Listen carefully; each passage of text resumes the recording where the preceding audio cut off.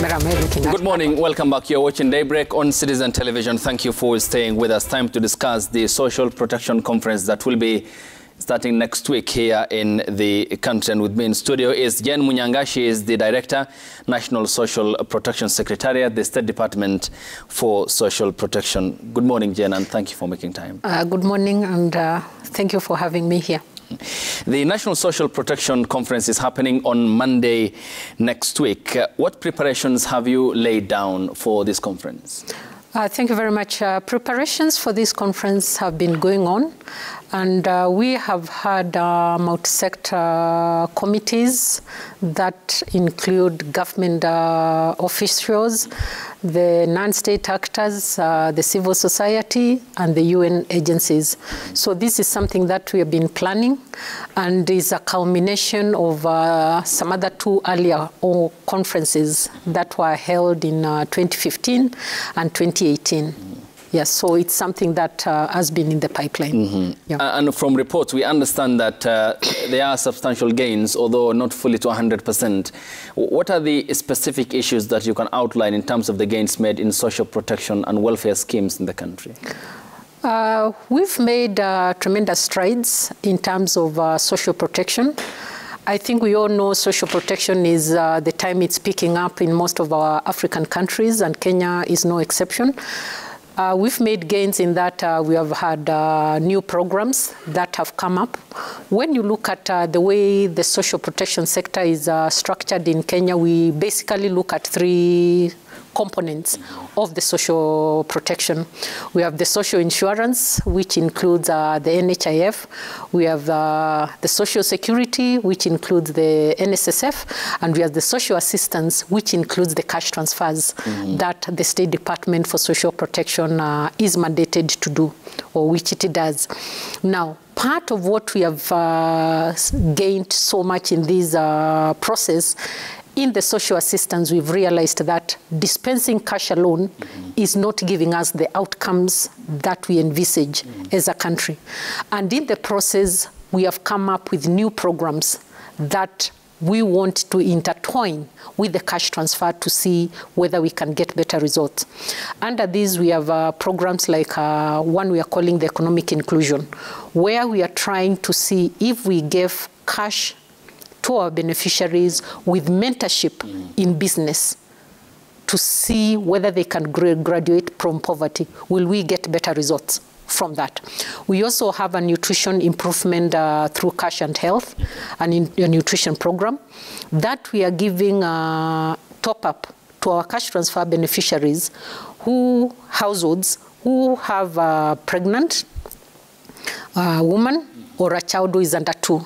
Because the Ministry of Health is telling us the first 1,000 days of a child are very critical for their general development, and nutrition plays that key role, a critical role in the development of a child. So part on and above the cash transfer that we are giving, then this program comes in handy. We are partnering with Ministry of Health, where we have the Ministry of Health, because that is their docket, giving the nutrition counseling. So in terms of programming, in terms of growth, we can say the social protection sector has grown tremendously. And this has not just been a government affair. We have quite a big number of other partners who are also doing social protection. I think we all know Red Cross does quite a lot in emergencies. We are partnering with them to kind of try to see, in terms of programming, how can we coordinate the social sector to give Kenyans better value. So more or less it's a case of an intertwinement with either other ministries or non-governmental organizations? It is intertwined. Okay. There is that very neat collaboration, including the UN. All right. They are also in this. The pandemic came as a disruptor in terms of shutting world economies. How did it affect your programming? It affected our programming, and it also gave us lessons. One thing we learned as a country is we did not have clear data on who our vulnerables were and where we would get them. That was one lesson we learned. And from that lesson, the government has come up with an enhanced single registry, a social registry where we are collecting data for the vulnerable groups within the country. So far, we have data of 24 counties as of now. And between now and the end of this financial year, we are adding another 11. Okay. And we are hoping by next year, we'll have gone to the 47 counties where we'll have a database of who the vulnerable people are, such that in case of a pandemic like what we had so many agencies that wanted to give interventions. But we didn't have that data in terms of, if I went to Mathare, who do I target in Mathare? Who is the most needy in Mathare? Where can I get them? So that is what the enhanced single registry is envisaged to do, where Kenya can have a database of who its vulnerable are.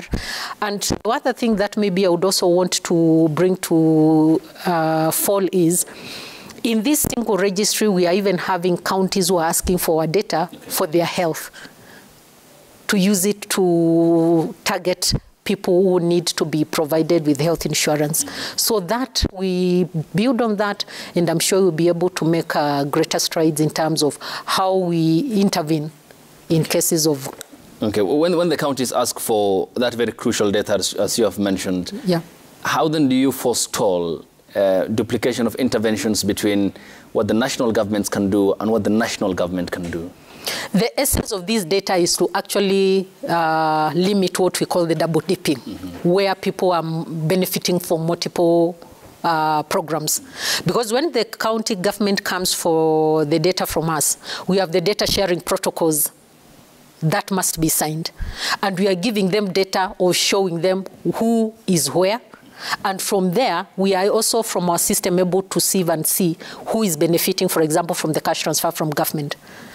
Do we need to give the county that data? We are able to flag that and give the county data. We are able to give the counties the two data sets. That these are the social assistance program, these ones are vulnerable, and they are not. So the county is able to make that kind of a choice. Yes. And when you talk about, because this involves the transfer of money to the vulnerable, as you have mentioned, I wonder how your funding is. Is it adequate? Is it enough for you to reach out to those who are vulnerable? It is not adequate enough, and one key thing we want in this conference is to pitch for more resources, to advocate for more resources for our vulnerable groups. And as a country, we are looking at now going life cycle approach. Because like when you look at our program, our programming for example, let me pick the cash transfer. It's more targeted because we have cash transfer for the orphans and vulnerable children. We have cash transfer for persons with severe disability. We have cash transfer for the elderly. But we want to look at it from a life cycle approach, because in between your life, you can easily fall into a vulnerability, like what COVID did. It destroyed businesses, and people who are not vulnerable all of a sudden found themselves vulnerable. How do you deal with those communities? So part of what we want to learn in this conference is how do we mitigate shocks? Shock responsive social protection is one thing we are paying keen attention to ensure that in case of any shocks, we have a shorter turnaround in terms of what interventions we give to these people. And in terms of those who you reach out to, there have been concerns about conflict between family members, especially because of the literacy levels, and those who volunteer to help don't channel the money as required, for example, to the old. Yeah. I mean, then as a ministry, what are the framework policies that you'll be putting in place in terms of ensuring that the money reaches the intended target, who in this case are the vulnerable, to address the mid-level sort of conflicts that ensues between the beneficiary and the person who helps that beneficiary because of education, literacy levels, and understanding the money that he receives? The one thing that we are doing is we are having something we are calling the beneficiary outreach strategy. We have developed that, where we want to reach out to the beneficiaries and their caregivers. We also have the beneficiary welfare committees, where we are tasking them and educating them to kind of educate the communities in terms of, if you are a caregiver, what are your roles and responsibilities? If you are a beneficiary, what is your entitlement? If you had a grievance that you need to put across, we have a clear chain of what we are calling the grievance and case management, GCM mechanism. Are we able to communicate with our beneficiaries. So these two structures, the Enhanced Beneficiary Outreach Strategy and the Beneficiary Welfare Committees, those are two structures that we want to use to get to the beneficiaries to be able to educate them on what their rights and responsibilities are when it comes to these stipends. And what would be then the major activities that are set for lineup on Monday's conference? And you mentioned the funding that you require from especially donors and actors from across the Kenyan borders. But what will be major in terms of what's lined up for Monday? What is lined up for Monday? This conference is basically to advocate for more resource into social protection.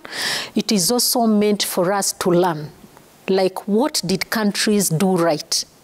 Or what gaps did countries realize during COVID, and how did they mitigate that? How is their mode of mitigation different from what we did as a country?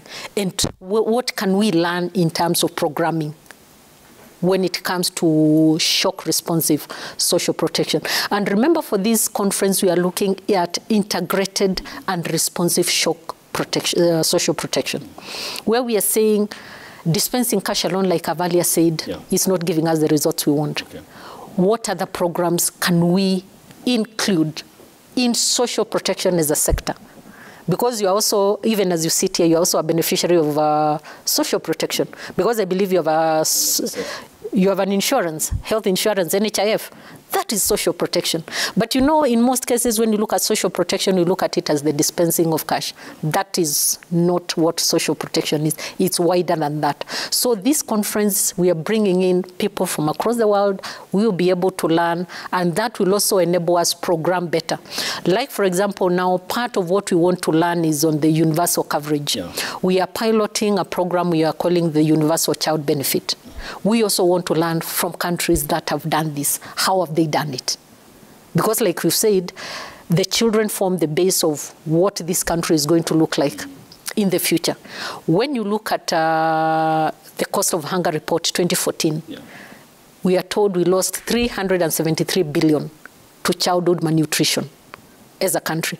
Then how can we start preventing that losses, or those losses, from down here?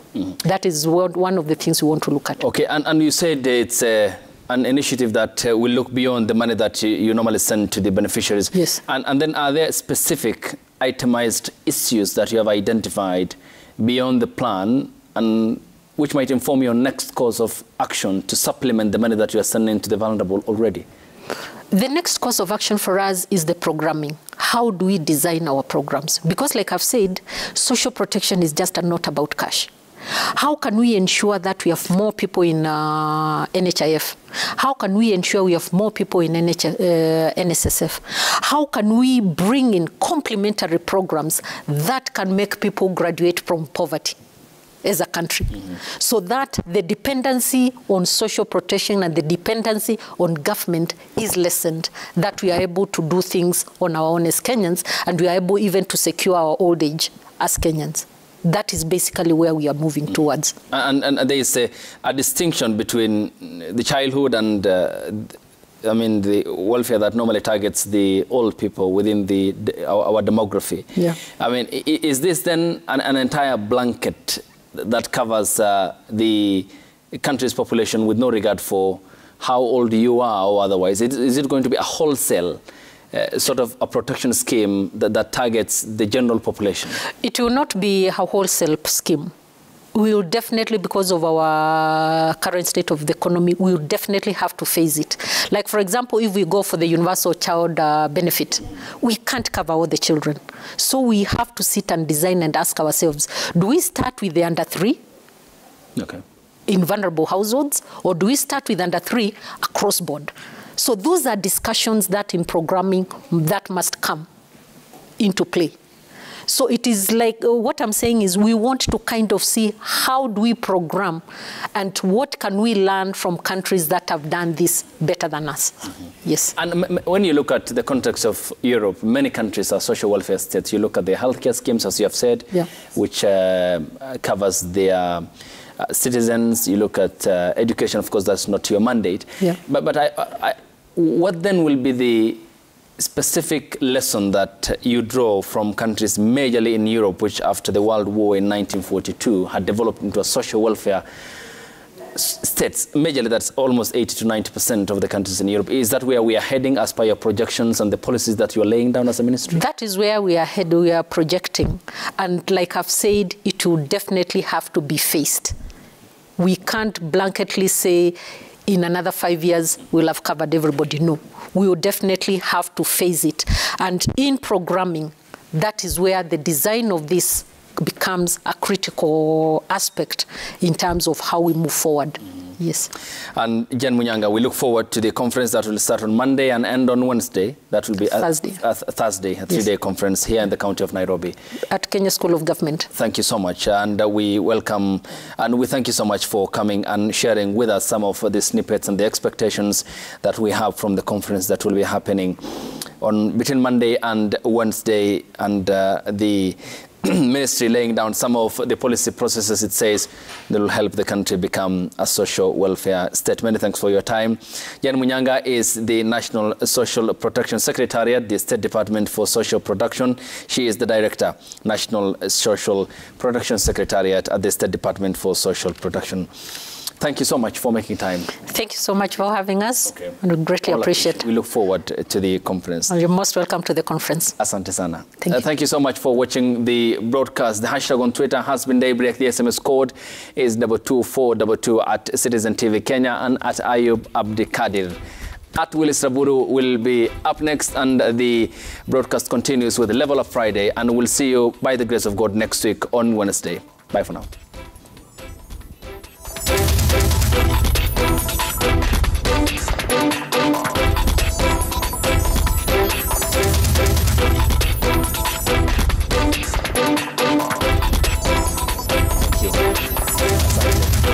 Brief but to the point.